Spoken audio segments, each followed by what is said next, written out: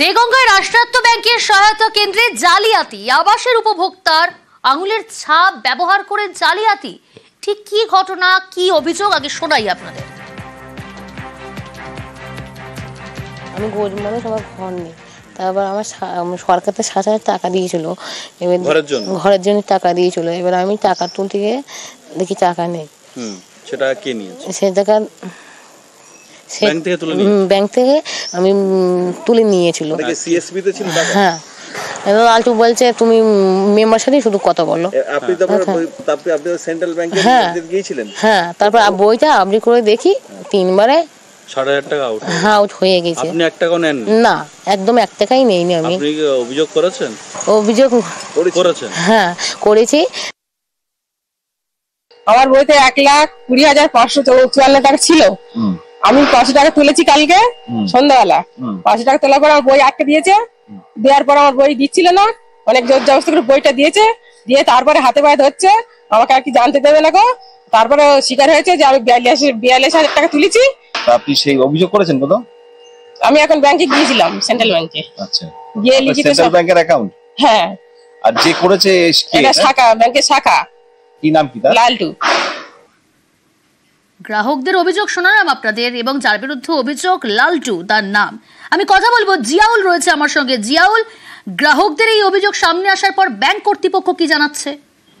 দেখো, একাধিক উপভোক্তা তারা কিন্তু ইতিমধ্যেই ব্যাংকে দ্বারস্থ হয়েছেন, লিখিত অভিযোগ দায়ের করেছে। মূলত দেগঙ্গার একটি রাষ্ট্রায়ত্ত ব্যাংকের কাস্টমার সার্ভিস পয়েন্ট জালিয়াতির পর্দাফাশ। অর্থাৎ আবাসের উপভোক্তাদের, অর্থাৎ সরকার বারংবার বলছেন যে আবাসে যাদের টাকা আসবে সেই টাকা 6 মাসের মধ্যে তাদেরকে ঘর করতে হবে। কিন্তু এখানেই দেখা যায় লিপিকা পাল বলে এক উপভোক্তা, তার 60,000 টাকা প্রথম কিস্তির টাকা ঢোকে, এবং তিনি যখনই এই টাকা এই সার্ভিস পয়েন্টে টাকা তুলতে যান তখনই তার কাছ থেকে ফিঙ্গারপ্রিন্ট তুলে নেওয়া হয়, এবং এই করে প্রায় 3 বার 60,000 টাকা তার ফিঙ্গারপ্রিন্ট দিয়ে টাকা তুলে নেওয়া হয়েছে প্রায় জানুয়ারি মাসে। অর্থাৎ জানুয়ারি মাসের 6 তারিখ, 7 তারিখ এবং 10 তারিখ, অর্থাৎ এখন চলছে এপ্রিল মাস। ফলে এই 3-4 মাস তার কাছ থেকে টাকা তুলে নেওয়া হয়েছে। কিন্তু অন্যদিকে সরকার থেকে যখন বারবার বলা হচ্ছে, যার বিরুদ্ধে অভিযোগ লালটু, মোহাম্মদ আলী ওরফে লালটু, তার প্রতিক্রিয়া সামনে এসেছে।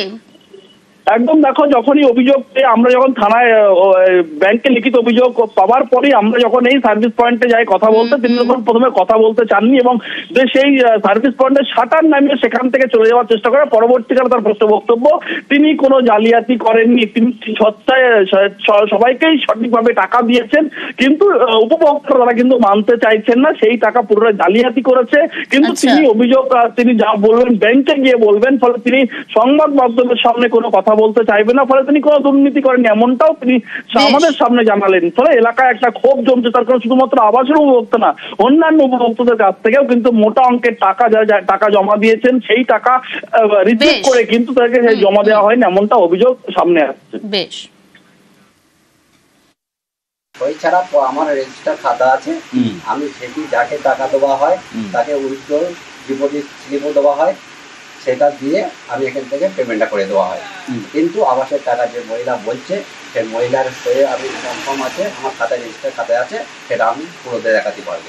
আপনার তো ক্যাশ জমা দিয়েছেন ব্যাংকে জমা দেওয়ার জন্য, সেখানে বলছে 2 বছর পরে তিনি যখন দেখছেন যে সেই টাকা জমা হয় না। এটা একদম সম্পূর্ণ মিথ্যা বললাম। আপনি বলছেন কোনো দুর্নীতি বা এরকম হয়নি, ওরা পেমেন্টও সব পেয়ে গেছে।